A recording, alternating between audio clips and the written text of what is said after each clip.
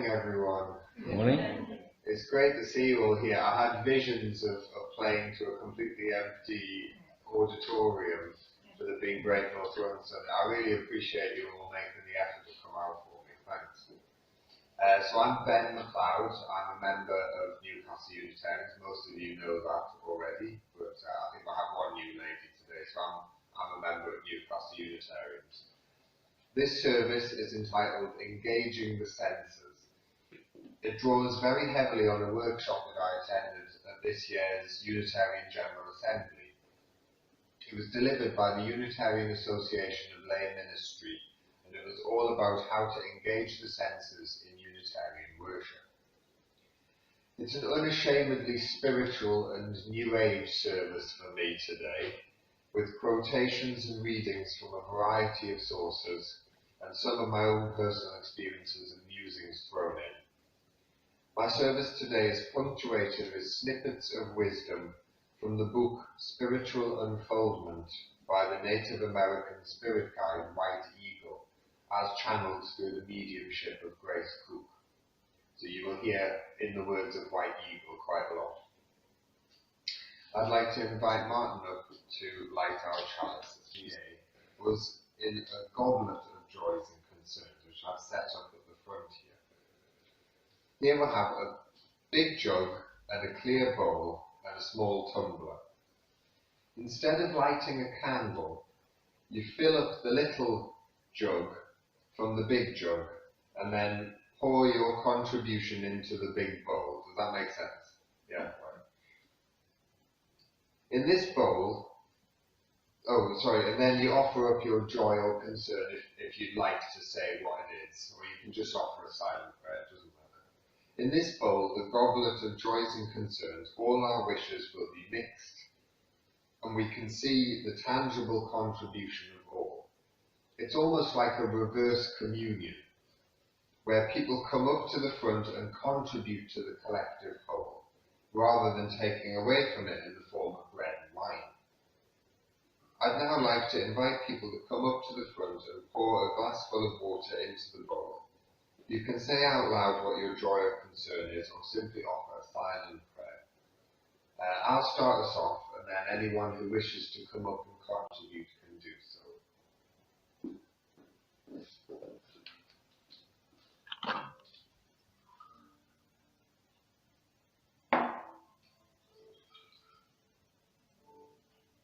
I'd like to offer a prayer for my mum. She hasn't been very well recently, so I'd like everyone to think of her, please. All of the sensory detail in it, so I've brought it along today. It's called When I Lived Alone by Tolle Atkins from her book Basic Nest Architecture.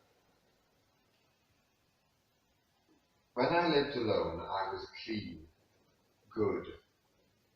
I drank jasmine tea in the afternoons, working by lamplight in the gloom.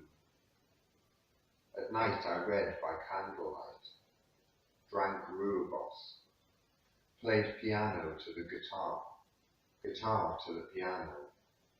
Sometimes I sang to them both, to the room, to myself alone. Sometimes I went out. If I left for more than a day, I'd stroke the walls and tell the house to be good without me. Occasionally, people came round and made the still, contained air busy. Mostly, though, it was only me and the house, being good together. I slept curled up against the cool stretch of its ribs like a cub. It breathed gently into me. How I loved its scent of damp sandstone and old warm wood. I loved how it touched on my mind and shifted its light to my mood, how it helped me be good. In the mornings I'd sit in its eye with a pot of good black coffee, reheating it on the hob as it cooled. When I Lived Alone by Tolle Atkins. In the words of White Eagle, through the five physical senses, the spirit, or the divine intelligence within, learns to become conscious of the Father, Mother, God, to taste, see, scent, feel and hear the nearness of God. A beautiful ceremony in the Christian Church enables people to receive an inner spiritual communion. Partaking of the physical bread and wine affects the higher vehicles for a time, but although there is beauty in the outward form, it may be that the letter, rather than the spirit of the service, becomes the prop or convention upon which people rest. One of the suggestions at the GA was to have a jelly bean communion. I personally prefer jelly babies, they're much easier to buy and get hold of. Or I've brought fruit sherbet sweets for our vegetarians because the jelly babies have beef gelatin in them. So Diana will hand out the sweets. You can have either a fruit sherbet or a jelly baby, or you don't have to have one if you don't want.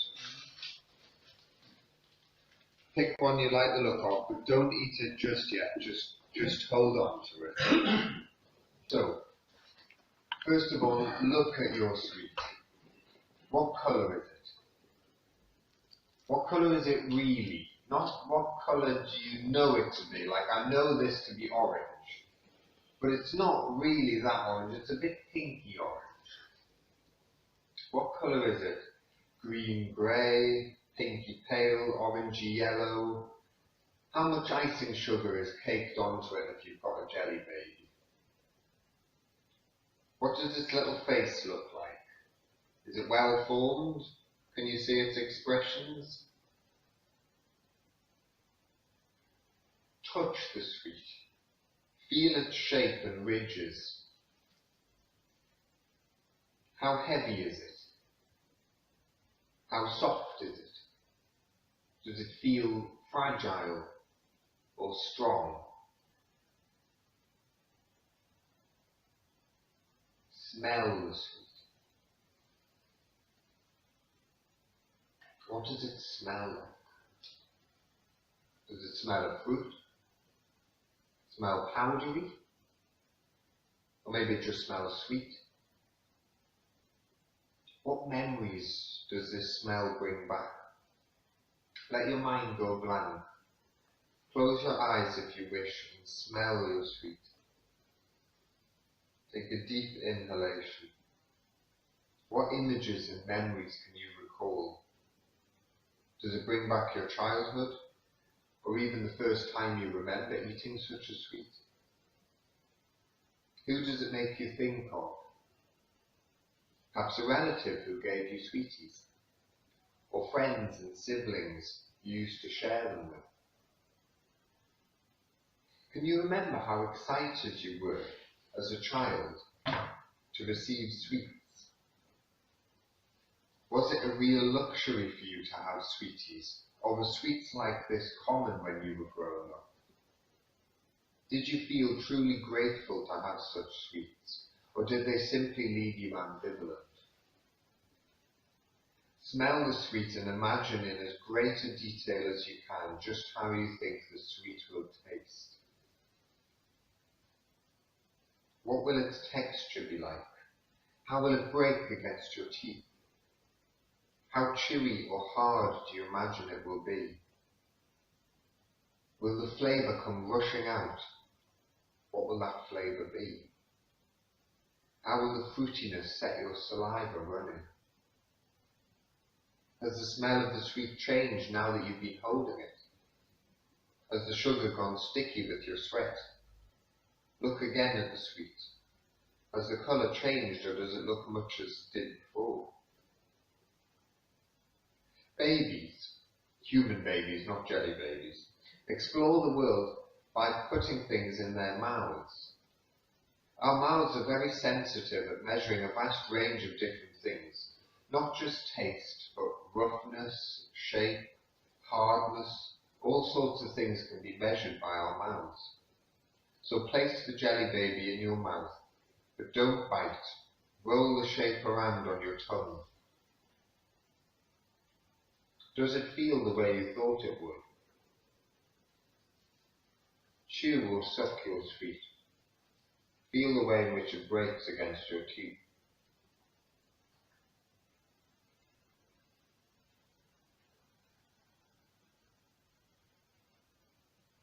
Feel the taste of it.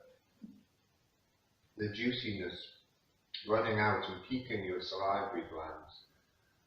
Does it taste the way you imagined it would? Mine tastes more sugary than I thought it would. I thought it would be a bit more fruity, but it's very sugary.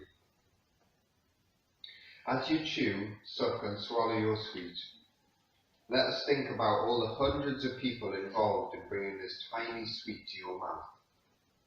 The people who grew the fruit, who grew the sugar, the harvesters, the juicers, the people who concentrated the juice and packaged it ready for transport, the sailors who shipped the juice from other countries, the truck drivers who transported the juice once it reached Britain, the factory workers who converted the sugar into glucose syrup, the workers who refined it into icing sugar, the people who delivered all of the raw materials into the factory, the security guard who got up at 5 o'clock in the morning to open the factory gates, all of the hundreds of people who work in the factory, who answer the phones and man the machines and check the quality and work in packaging, the truck driver that drove the finished packet of sweets to Aldi at the Metro Centre where I bought them, the person in Aldi who transported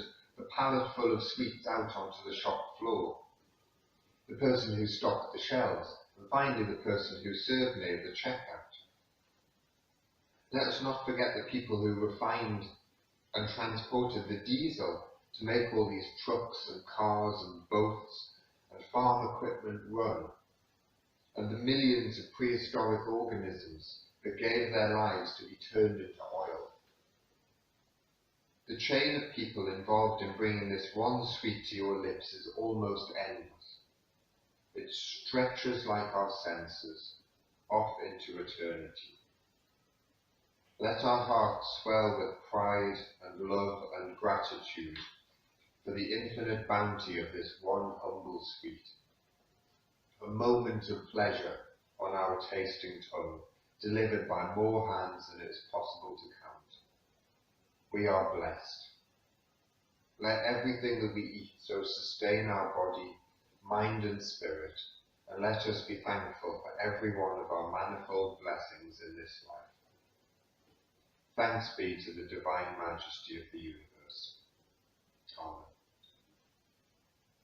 In the words of White Eagle, yet take your food and enjoy it. It is one of the most delightful things to be able to absorb the most perfect flavour from your food. You are actually gaining spiritual development by doing so. You are developing the sense of taste. Take your food, thanking God for it and the great Mother Earth for her gift of the food to you. Let the act of taking food be a ritual. So it should be, and in that way you are contributing to the inner sense of taste. Time for our second hymn, and it's in the Green Book, number 151. Be Thou My Vision, Green. According to the spiritual author Echkhart Tolle, the use of our physical senses is extremely important for our spiritual development, as the senses act to ground us in this present moment.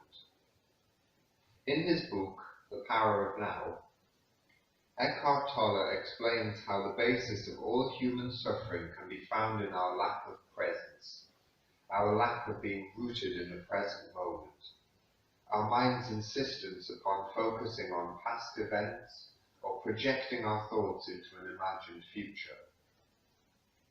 Information flooding in from our senses can help to ground us in the present moment by showing us all that this very moment has to offer.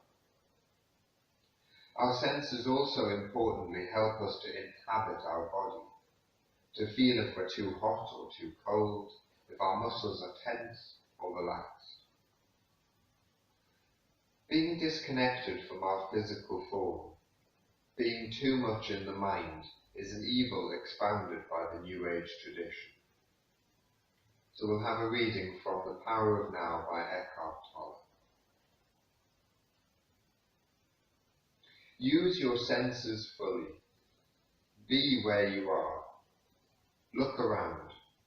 Just look, don't interpret. See the light, shapes, colours, textures. Be aware of the silent presence of each thing. Be aware of the space that allows everything to be.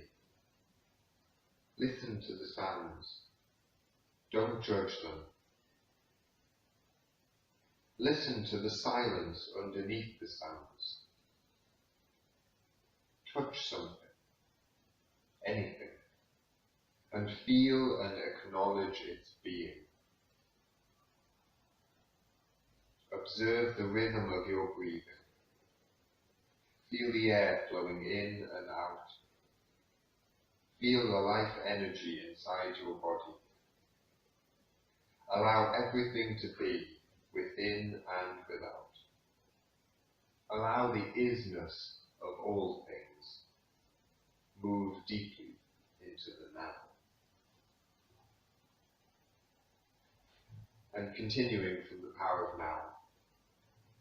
To test their degree of presence, some Zen masters have been known to creep up on their students from behind and suddenly hit them with a stick. Quite a shock.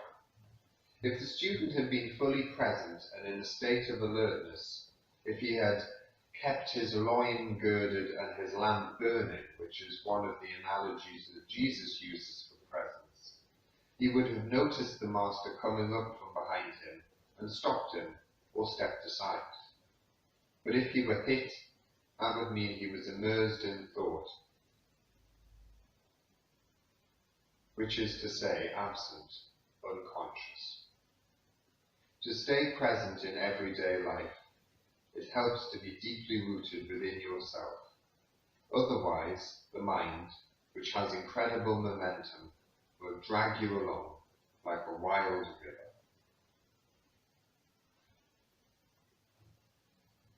And finally,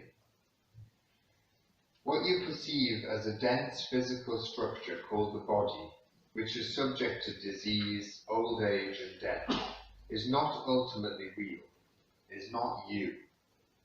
It is a misperception of your essential reality that is beyond birth and death, and is due to the limitations of your mind, which, having lost touch with being, creates the body as evidence of its illusory belief in separation and to justify its state of fear. But do not turn away from the body, for within that symbol of impermanence, limitation and death that you perceive as the illusory creation of your mind is concealed the splendor of your essential and immortal reality. Do not turn your attention elsewhere in your search for the truth, for it is nowhere else to be found but within your body. Reading from The Power of Now by Echkhart Tolle. In the words of White Eagle again, music is a tremendous power. In fact, one could say that it is at the very heart of creation. And so we direct your attention to pursuing the path of spiritual unfoldment by the way of music. There are many kinds of music. What is music to one soul is not so to another. To some souls, to walk through the woodlands, to hear the wind in the pines, the song of the birds, the hum of the insects, the perfume of the heather, is a divine orchestra. Yet other souls would walk through the same wood and hear nothing.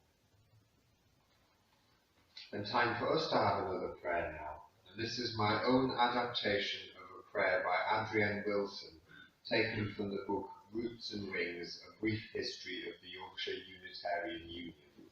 Let us pray.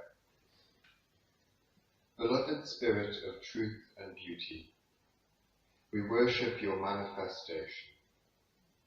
In the golden hues of sunrise and spring flowers, in the chirrup of abundant birds, in the smell of rain upon hot, dusty earth, in the taste of our favourite cake, in the touch of a warm hand that shows us we are loved.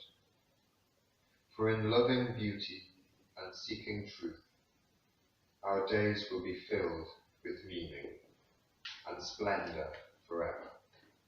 Amen.